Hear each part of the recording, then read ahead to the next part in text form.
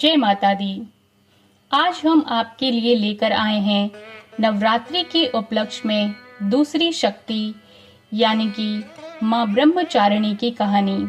आइए 9 शक्तियों में दूसरी शक्ति माँ ब्रह्मचारिणी की कहानी के बारे में जानते हैं।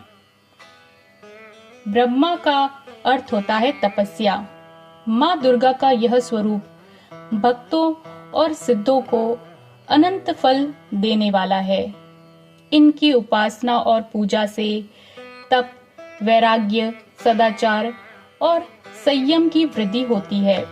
ब्रह्मचारिणी का अर्थ होता है कि तप की चारिणी। इसका मतलब है कि तप का आचरण करने वाली। देवी का यह रूप पूर्ण ही ज्योतिर्मय और अत्यंत ही भव्य है। इन देवी के दाएं हाथ में जप की माला है और बाएं हाथ में इन्होंने कमंडल को धारण किया हुआ है।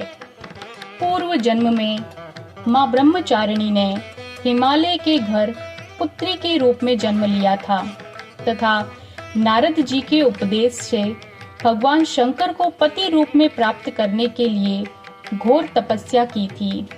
इस कठिन तपस्या के कारण इन्होंने तपचारिणी अर्थात ब्रह्मचारिणी नाम से अभिहित किया गया, क्योंकि इन्होंने कठोर तपस्या की थी।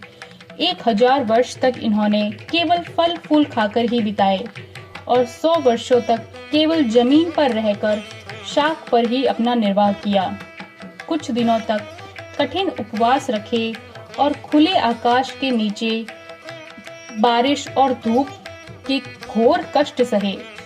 3000 वर्षों तक टूटे हुए बेल पत्र खाए और भगवान शंकर की आराधना करती रही।